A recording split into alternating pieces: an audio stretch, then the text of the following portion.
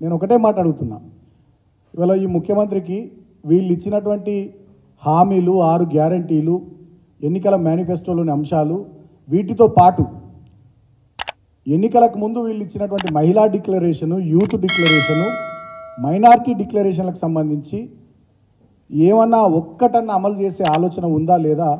ఇవాళ ముఖ్యమంత్రి ఆయన పనితీరు, ఆయన మాటలు, ఆయన పద్ధతి చూస్తే మాకైతే చాలా అనుమానాలు వస్తూ ఉన్నాయి. ఇప్పుడు మళ్ళీ ఏదో కొత్త వార్త వస్తూ ఉంది, త్వరలో ఎన్నికల షెడ్యూల్ వస్తుంది, పార్లమెంట్ ఎన్నికల షెడ్యూల్ వస్తుందని చెప్పి తెలుస్తూ ఉంది. ఈ దేశంలో, ఈ రాష్ట్రంలో పార్లమెంట్ ఎన్నికల షెడ్యూల్ తొందరగా రావాలని ఎవరు అనుకుంటలేరు. కానీ ఈ ముఖ్యమంత్రి రేవంత్ రెడ్డి ప్రొద్దునే జూబ్లీ హిల్స్ నుంచి వాళ్ళ ఇంటి నుంచి బయలుదేరంగానే పెద్దమ్మ గుడికాడ ఆ రోడ్డు మీదకి వెళ్ళినే కార్లకు వెళ్ళిన అద్దాలు దించి పెద్దమ్మ తల్లికి మొక్కుకుంటున్నట. ఎంత తొందరగా నోటిఫికేషన్, ఎంత తొందరగా షెడ్యూల్ వస్తే అంత మంచిగా ఉండని. ఈ 6 గ్యారంటీల అమలు దాటేయచ్చు కదా. షెడ్యూల్ వచ్చింది, ఎన్నికల కోడ్ ఉందని చెప్పి దీన్ని దాటేసేందుకు రోజు మొక్కుకుంటుందని చెప్పి అందరు బయట మాట్లాడుతూ ఉన్నారు.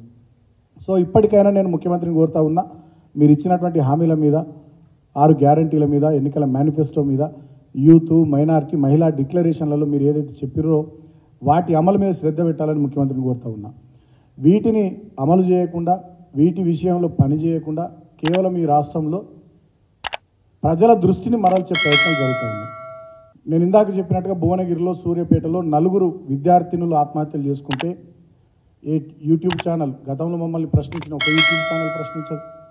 గతంలో మా మీద మాట్లాడినటువంటి ఒక మేధావికి ఈ ఆత్మహత్యలు కనబడాయి.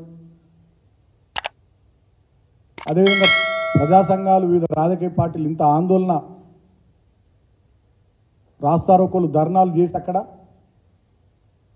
మంత్రులు స్పందించారు, ముఖ్యమంత్రి స్పందించారు, అధికారులు స్పందించారు. అంటే దున్నపోతు మీద వాన పడ్డట్టుగా ఇవాళ ఈ ప్రభుత్వం యొక్క వైఖరి ఉన్నది.